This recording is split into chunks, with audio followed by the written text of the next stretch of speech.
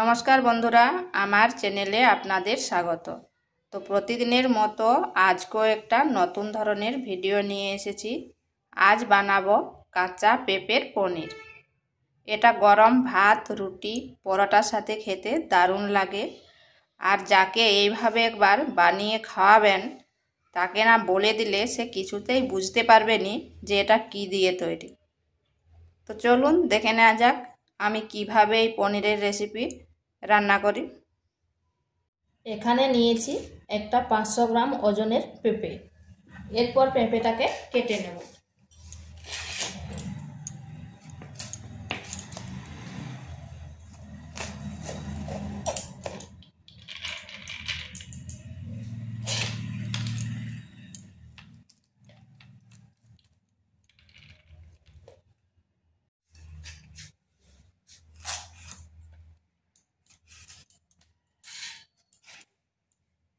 পেঁপেটাকে এইভাবে কেটে নিতে হবে, মানে ছুলে নিতে হবে, যাতে এই যে যে সবুজ অংশটা একটুও না থাকে।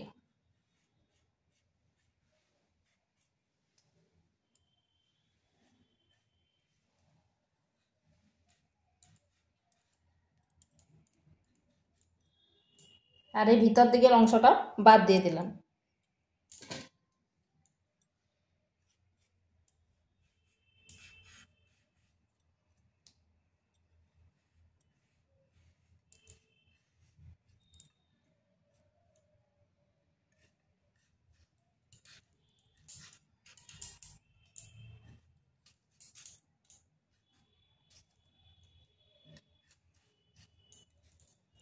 এইভাবে ছুলে নিতে হবে।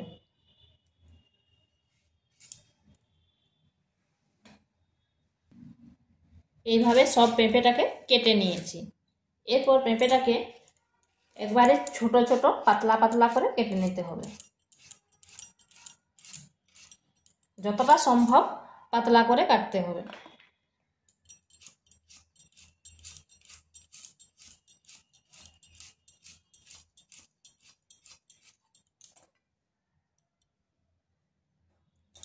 পেঁপেটাকে এইভাবে কেটে নিয়েছি। কেটে নেওয়ার পর ভালো করে ধুয়ে নিয়েছি। এরপর একটা মিক্সিং বোল নিয়েছি, এখানে দিয়ে দিচ্ছি।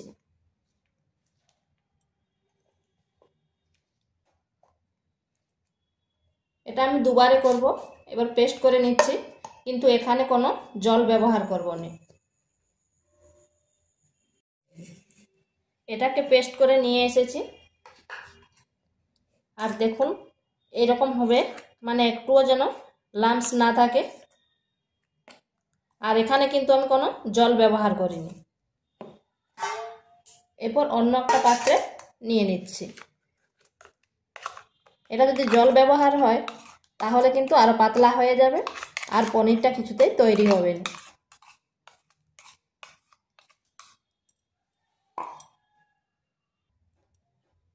এরপর এখানে বাইন্ডিংয়ের জন্য নিচ্ছি 2 চামচ ময়দা।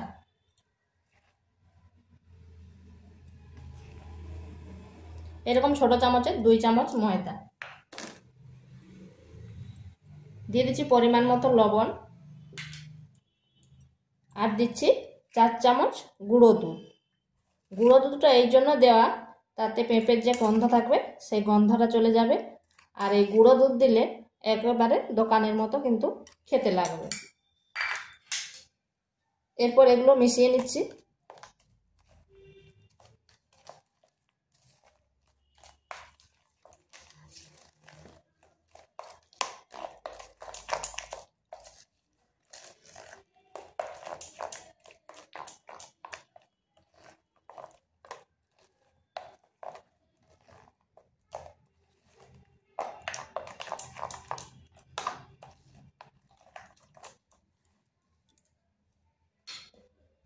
আর দিচ্ছি 5 চামচ চালের গুঁড়ো।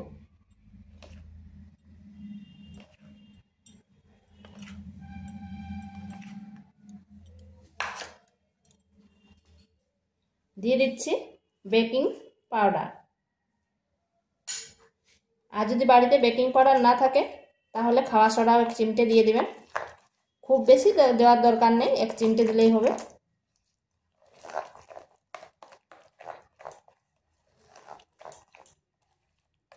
এই সমস্ত উপকরণগুলো ভালোভাবে মিশিয়ে নিয়েছি।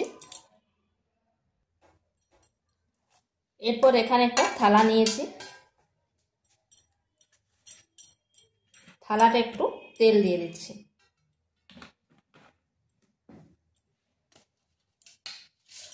পুরো থালাটা এইভাবে মাখিয়ে নিচ্ছি।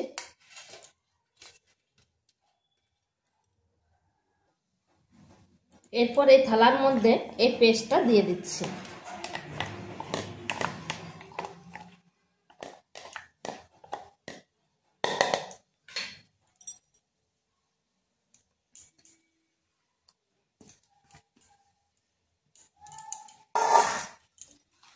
নিচ্ছি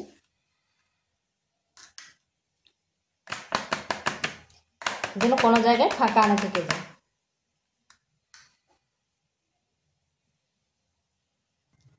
এখানে কড়াইতে আগের থেকে জল ফুটছে, একটা স্ট্যান্ড দিয়ে দিয়েছি। এরপর এটা বসিয়ে দিচ্ছি।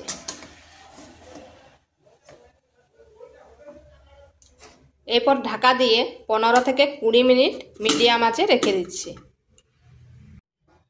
20 মিনিট পর ফিরে আসলাম, আর দেখুন কতটা ফুলেছে, আর এটা কিন্তু শুকনো হয়ে গেছে। এরপর একটা কাঠি দিয়ে এইভাবে দেখবেন, যাতে কাঠিতে যদি লাগে তাহলে আর একটু রাখতে হবে, আর না হয় হয়ে গেছে, কিন্তু আমার কাঠিতে লাগেনি। তো এটা নামিয়ে এরপর ঠান্ডা করে নিতে হবে।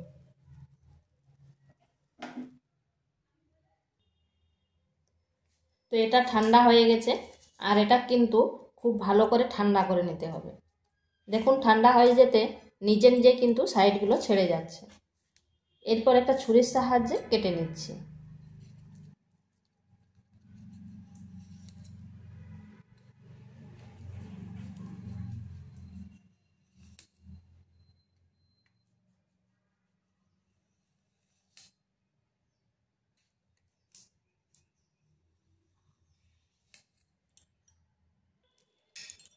এইভাবে যেরকম পনিরের শেপ দেওয়া হয় সেই রকম শেপ দিয়ে নিচ্ছি।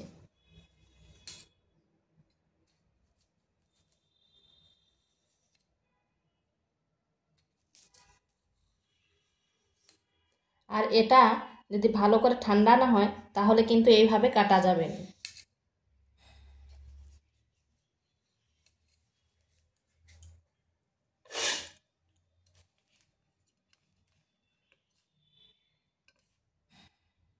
আর দেখুন কি সুন্দর তোলা যাচ্ছে, আর কতটা স্পঞ্জি হয়েছে।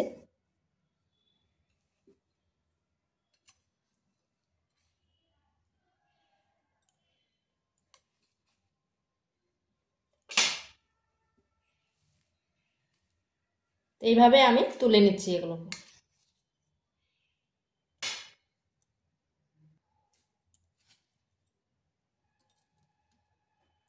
দেখুন থালা থেকে কি সুন্দর ছেড়ে গেছে, আর কতটা স্পঞ্জি হয়েছে। এগুলো সাইডের গুলো এক পাশে রেখে দিচ্ছি, আর দেখতেও কি দারুণ লাগছে। এখানে কড়াই বসিয়েছি, কড়াইতে তেল দিয়ে দিচ্ছি।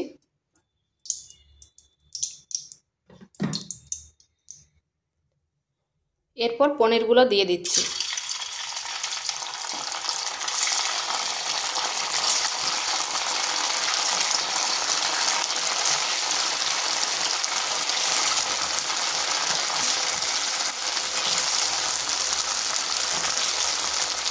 এগুলো কিন্তু একবারে সব ভাজা যাবে না, কম কম করে ভাজতে হবে।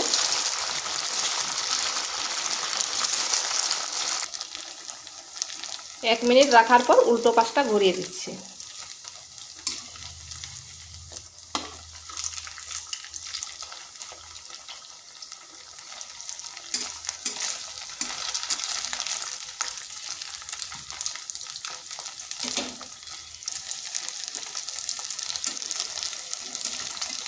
আর দেখুন কি সুন্দর কালারটা এসেছে, ঠিক যেন দোকানের পনির। তো এগুলো এবার হয়ে গেছে, তুলে নিচ্ছি।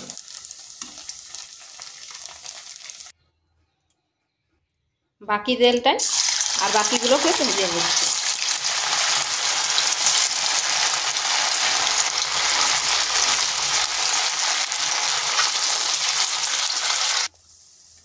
এইভাবে সবগুলো ভেজে নিয়েছি। তো এগুলো হয়ে গেছে, এগুলোকে তুলে নিচ্ছি। এইভাবে আমি সবগুলো করে ভেজে নিয়েছি। আর দেখুন ঠিক যেন দোকানের পনির। ওই তেলের মধ্যে দিয়ে দিচ্ছি গোটা জিরে ফোড়ন, দিয়ে দিচ্ছি একটা পেঁয়াজকে পেস্ট করে নিয়েছি,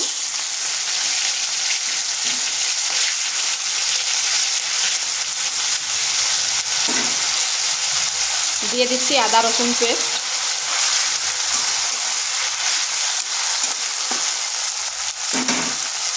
একটা মিডিয়াম সাইজের টমেটো,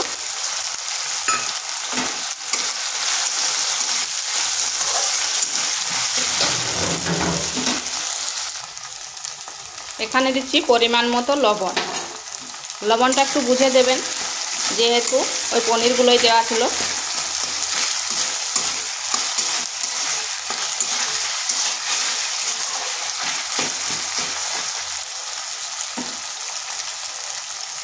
দিয়ে দিচ্ছি হলুদ গুঁড়ো, জিরে গুঁড়ো, ধনে গুঁড়ো আর দিচ্ছি লঙ্কার গুঁড়ো। এরপর বেশ ভালো করে মশলাটাকে কষিয়ে নিতে হবে।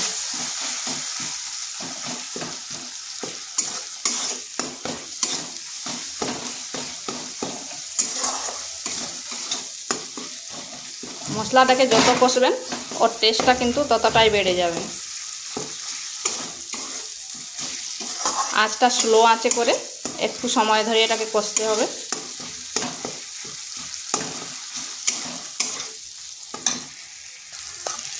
দেখুন কড়াই থেকে তেল ছেড়ে যাচ্ছে আর মশলাটাও কষা হয়ে গেছে। এখানে দিয়ে দিচ্ছি 1 চিমটে চিনি। এটা অপশনাল, আপনারা নাও দিতে পারেন।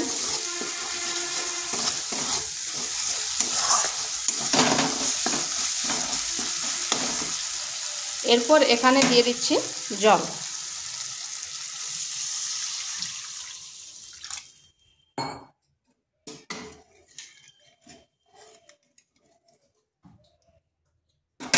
এবার ঢাকা দিয়ে 3 থেকে 4 মিনিট রেখে দিচ্ছি যাতে মশলাটা একটু ফুটে যায়। এটা ফুটে উঠেছে, এরপর দিয়ে দিচ্ছি পনিরগুলো।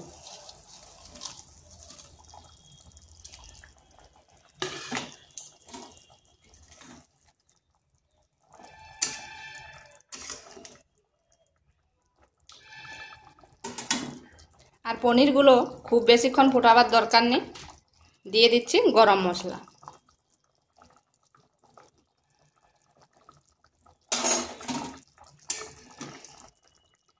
এইভাবে একবার রান্না করে দেখবেন, যাকে খেতে দেবেন সে কিন্তু দেখে করে বুঝতে পারবেনি যে এটা কি পনির। যতক্ষণ না তাকে বলে দেবে সে কিছুতেই বুঝতে পারবেন। এরপর এটা আবার 2 থেকে 3 মিনিট একটু ফুটিয়ে নিচ্ছি। তো এটা আমার হয়ে গেছে। এরপর নামিয়ে নেব, আর নামিয়ে আপনাদের সাথে আসছি। এটা কিন্তু বেশিক্ষণ ফুটাবার নেই, আর দেওয়ার পর বেশি নাড়বার নেই, তাহলে একটা ভেঙে যাওয়ার চান্স থাকে। কিন্তু দেখুন আমার একটাও কিন্তু ভাঙেনি, সব গোটা গোটা আছে। আর এইভাবে একটু ঝোলঝোলে রাখবো, কারণ ঠান্ডা হয়ে যাওয়ার পর এটা টেনে নেবে। তো বন্ধুরা এগুলো তৈরি হয়ে গেছে, আর দেখুন কত সুন্দর লাগছে দেখতে। এটা গরম ভাত বা রুটি, পরোটা, লুচি সবের সাথে খেতে কিন্তু দারুণ লাগে। তো ভিডিওটা ভালো লাগলে লাইক, শেয়ার, কমেন্ট অবশ্যই করবেন। আর নিত্য নতুন রেসিপি পাওয়ার জন্য চ্যানেলটিকে সাবস্ক্রাইব করবেন।